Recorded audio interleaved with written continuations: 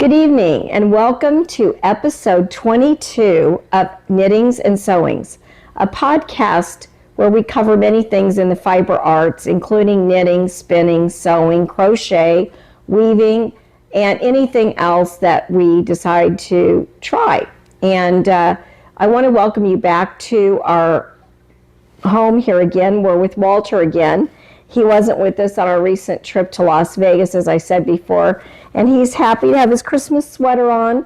We're a few days before Christmas, and I have my new sweater on that I'm currently knitting, which is the Ranunculus that I spoke about in episode 20. And I let this sit around for a couple weeks while I went out of town and then came back, and I had about a week of illness.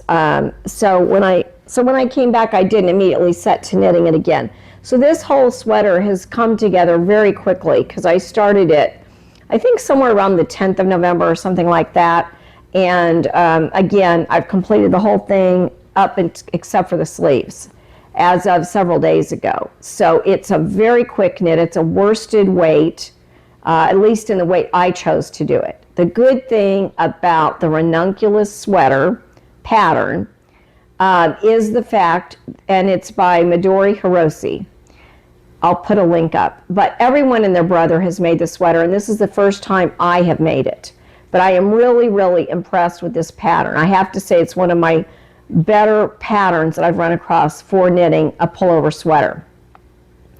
It features an option of either a high collar like the one I chose to do, or you can choose a more collar-fitting collar that's down lower.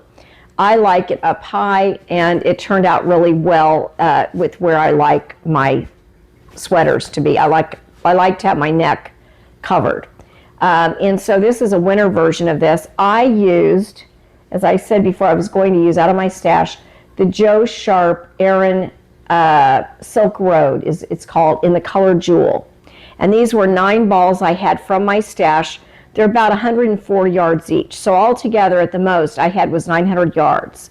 And I was really concerned that I might run out of yarn. And so my original intent was maybe I wouldn't be able to make the long sleeve version, but would do the short sleeve version. But as it turns out, in this particular one, and I used the 3rd size from the smallest. And I am not normally a small. I usually am a large. And so for me to only need the 3rd size, you can tell it's a very oversized sweater. And if you were to do one that is in, you can make it as oversized as you want. Many people make it very loose gauge. But I used a size 9 needle, and I used the tubular cast on at the beginning like they called for. And then you go into the yoke area. There's a little bit of lace work in the yoke. And then you put the stitches on hold, and then you continue on and eventually divide at the sleeve area. Because it's top down, I was able to put lifelines in and try it on several times as I advanced along with the knitting. So all through the sweater, I was using a size 9 needle for my Aran weight. It was a little bit heavier than worsted even for this winter version of the sweater. And I used a single strand, obviously, of this jewel yarn, which is almost a purpley brown color. Very pretty. And it's supposed to be a tweed, but there's not a lot of tweed flecks in it, in the one I chose, this color. So anyway, though, I really like the way this turned out. I love the way it knit up so quickly. And I did decide that since I have 3 balls of it left, I have enough to go ahead and knit the sleeves. So I will be doing that. But one thing I want to mention is I stand up. Poor Wally, he's very comfortable right now. I hate to stand up, but I'm going to stand up now and show you how it looks. Just 1 minute, Wally. Going to give everybody a view of how long it is. It went down. I made it a little bit longer than a lot of people do make it. It can be cropped, but I went ahead and made it the full length of what I will want to be wearing it. And I'm going to turn around so you can see the back. There are short rows in both the front and the back. Some of my friends who've made this have chosen not to do the short rows in the front. But I went ahead and did it as the pattern was written, and I'm pretty happy with this. So I will soon be picking up and completing the sleeves, and maybe by the next episode I'll have it all ready to show you completed. But I would say on a scale of 1 to 5, 5 being the best, I would say this is a 5-star pattern. I can highly recommend it. Well, in this segment, I want to talk about, first of all, we are almost at Christmas, and I am drinking one of my favorite stash teas. This is called Christmas in Paris. And I'm running out of this. I need to get some more, but it has cocoa, lavender, peppermint, and a little bit of vanilla in it. It's delicious tea. So that is what I'm drinking in my dollar store Christmas mug. And also other teas I've been enjoying this season, because we're almost there, so I want to go ahead and tell you all the Christmassy stuff. This is Twinings gingerbread. I like it a lot. And Celestial Seasonings Sugar Cookie Sleigh Ride. These are all of my favorite Christmas teas that I have been enjoying during this season. Now, I wanted to show you the mitts that I finished that we started in episode 20. These are the main morning mitts, and I made these with my hand-spun yarn. As I told you last time, they're now completed. They're one of the easiest. It's a free pattern, and I'll put a link up. But as you can see, I finished these just in time to go to Vegas, thinking it might be chilly there, and it turned out that their weather was really warm. The week we were there, it was in the upper 60s. So I did not end up needing my morning mitts, but I will be needing it as in Kansas City as we get colder weather. Right now, we're also having a warm trend. So we really haven't started real winter yet. But I had one skein left of this same yarn. This is my hand spun that was called Autumn in the Park. And what I've decided to do, since I have a whole 100-yard skein left, these only took about 100 yards. What I'm going to do now is to make myself a neck warmer similar to what you see that I'm wearing right now. And so this is a really fun, easy gift. And if you still need a last-minute gift, even if it's after Christmas, a lot of those little gifts can be given afterwards if you have relatives that you weren't able to see during the actual Christmas holiday. By the time we release this video, it'll be post-Christmas, but you may still be able to make one of these for yourself or a loved one. And you can literally, once the yarn is made, if you either spin your own yarn or buy a nice skein from that you have in your stash, or it only takes one skein. And so you want to have it be at least worsted weight yarn, unless you hold two yarns together. But today I'm going to show you how, if you happen to be a spinner or have a drum carder, you can make your own artsy yarn for this, similar to what I did with the one that I am wearing today. And we'll talk more about this, but basically I'm going to make a pair that matches this, or a neck warmer that matches this pair of fingerless gloves. And right now I'm going to go to the drum carder and show you how I went about making this yarn. We're here in my dining room getting ready to create some fiber magic of our very own, making our own novelty yarn for a special neck warmer. If you are a spinner or you have access to a drum carder or a blending board like this, either one of these pieces of equipment would work well to make this drum carded. And this is called, the technique is called Set Yourself Free with Scissors. It was created by my friend Carol Hagan. Here is what I've done is first I'll start showing you this. All throughout the year, months as I do my creating, I put in here yarn, fiber, little bits and bobs of all the projects that I'm working on. If I have leftovers or strands at the end of the project, I just put them in this vase and I collect them. And then as I get certain colors going, like in this case, this was from last year, I have a lot of kind of Christmassy looking colors collected here. And so what I'm doing is putting these into a little bowl here. And my friend Carol Hagan came up with this idea. She taught a workshop on this that she called Set Yourself Free with Scissors. You can also even include little things like this that I found at the dollar store. It's just a little some little legs for a gnome. And so you can even do things like that. That's an example of what you can do. But anyway, what you do is you start by cutting up the yarns and the fibers that you have gathered together for your collection.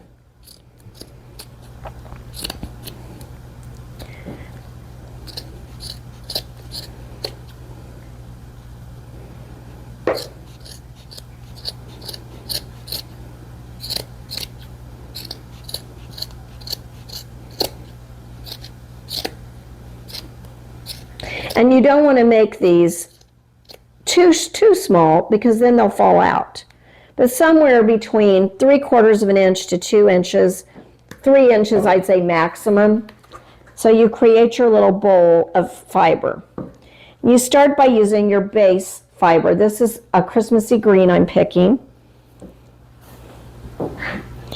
And you're putting it on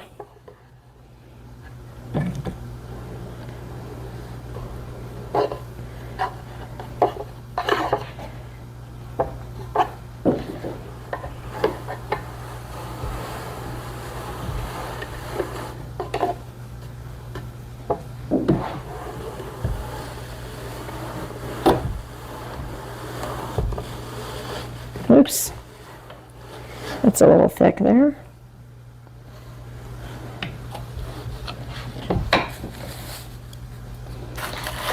I'm using a wallpaper brush to push these down a little bit. So you start with your base of your fiber.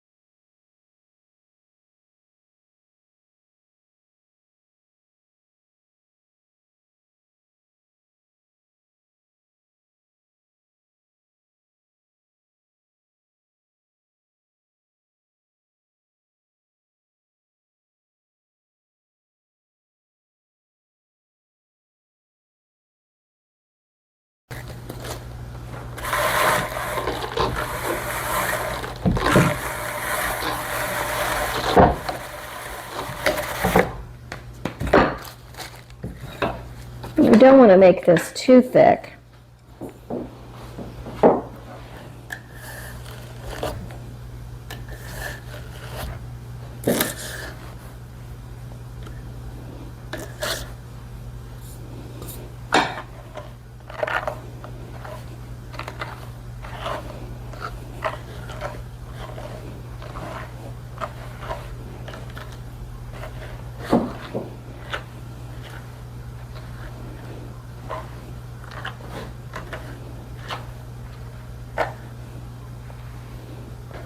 Like this, and we're going to run it through again and add more to it.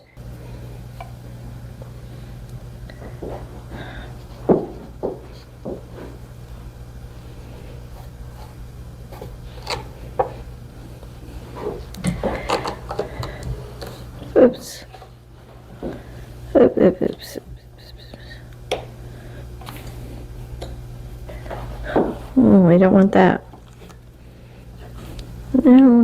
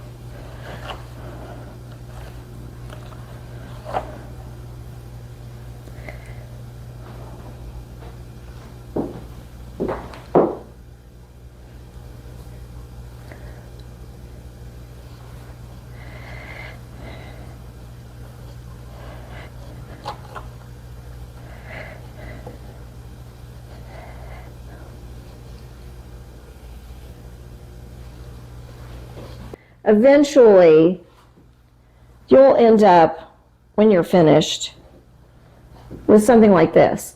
I'd put it through one more time at least and add more bits and more add-ins. And there you have it. This is your own fiber to make your own novelty yarn. All you have to do now is spin it up and make your own magic.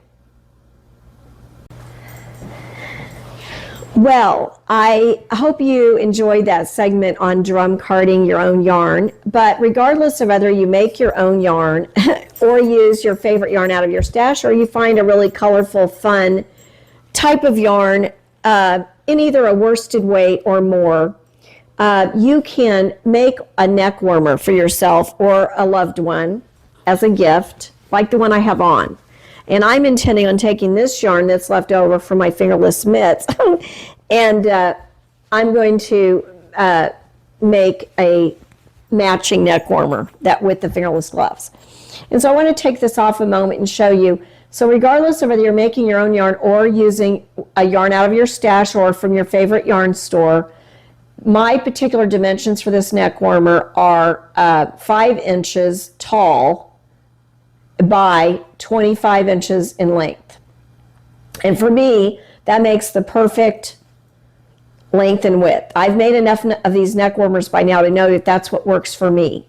And it makes a trapezoid shape because you're starting off with 58 stitches. I'm using Carol Kagan's formula for her neck warmer. She gave me permission to share it here with you.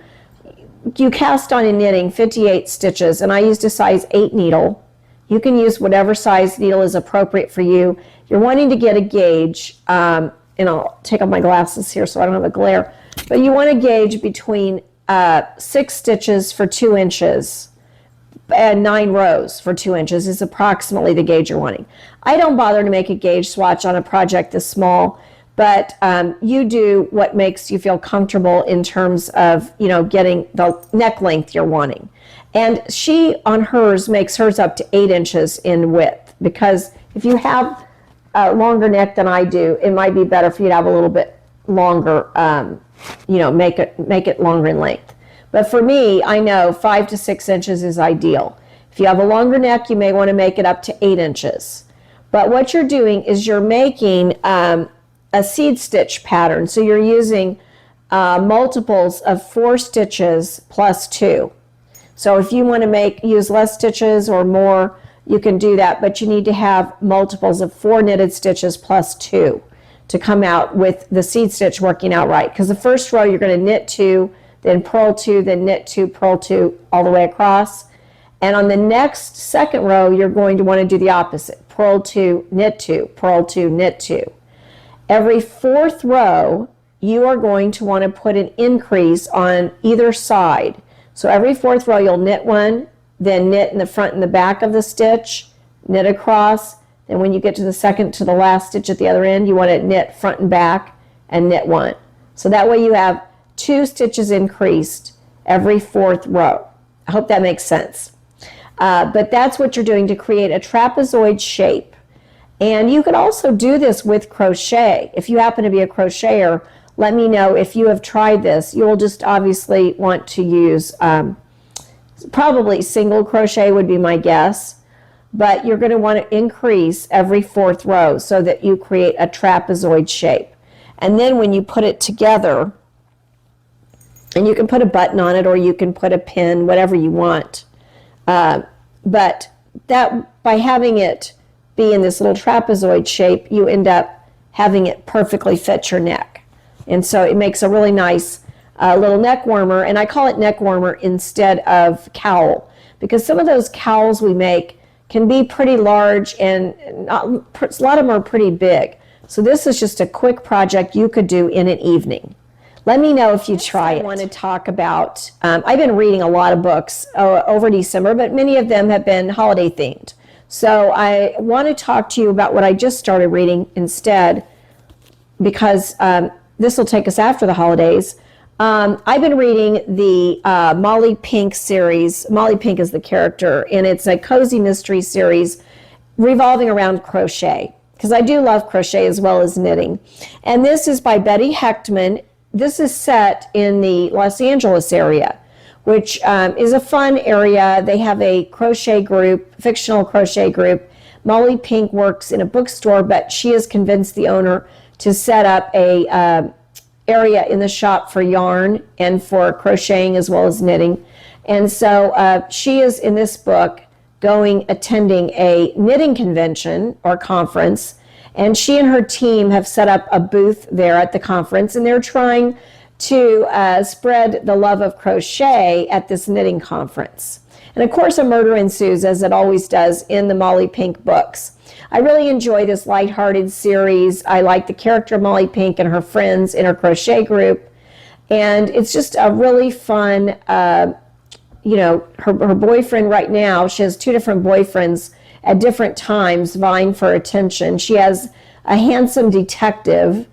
And right now in this book, she's kind of broken off with him, and she's involved with a criminal attorney who represents the celebrities. So it's really a fun read, and I'm about a third of the way through it right now. I want to get through this whole series. I only have 5 books left, including this one, because there's a total of 14 books in the series so far. And the author, Betty Hechtman, also has a yarn retreat series, which I have never read. But if any of you have read any of the Hechtman books, let me know what you think.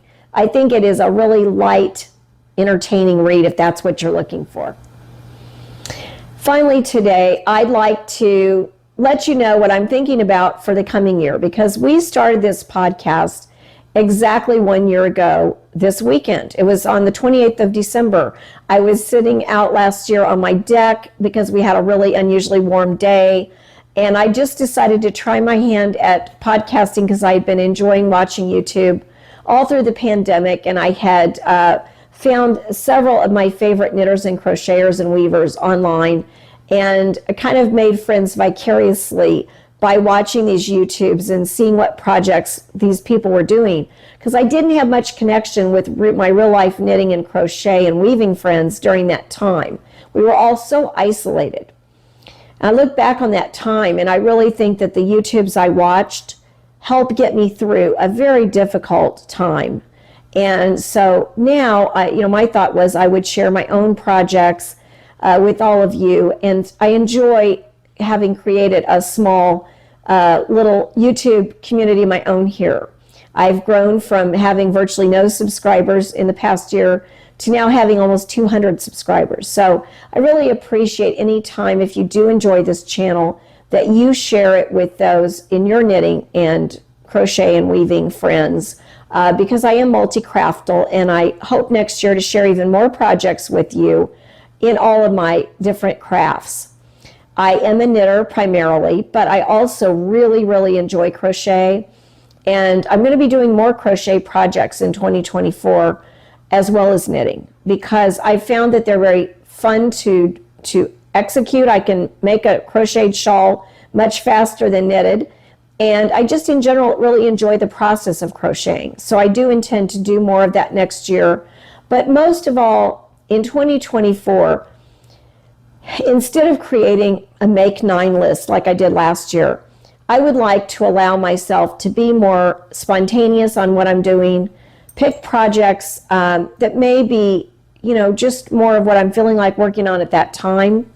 And I will be bringing some of the projects I started last year into the next year, some of my favorite ones. But, I just really want to have a little bit more chance to work on things as I see fit, things that inspire me. If I see other hopefully real life people I get to be with this year, because we no longer have a lot of the isolation and restrictions we had in the past. So I look forward to getting together with more of my knitting and crochet and weaving friends in person and being inspired what they're doing. And so I hope to share more of that inspiration with you next year. What are you thinking of doing? What do you think you're going to be doing? And I'd like to hear that in the comments. Feel free to comment below. But most of all, I just intend to continue working on what I'm most enjoying and finding even more inspiration for next year. And one thing I will be doing in episode 23, which will be the next podcast I'll be releasing hopefully in early January, I want to be sharing with you my favorite project from 2023. Can you guess what that is? It immediately popped to mind when I was asking myself the other day, what did I most enjoy working on in 2023? I immediately had something spring to mind, and I'm going to be sharing that and wearing it in the very next podcast. Until then, as I always say, love what you're making and wear what you make. Happy New Year, everybody. I look forward to seeing you in the new year.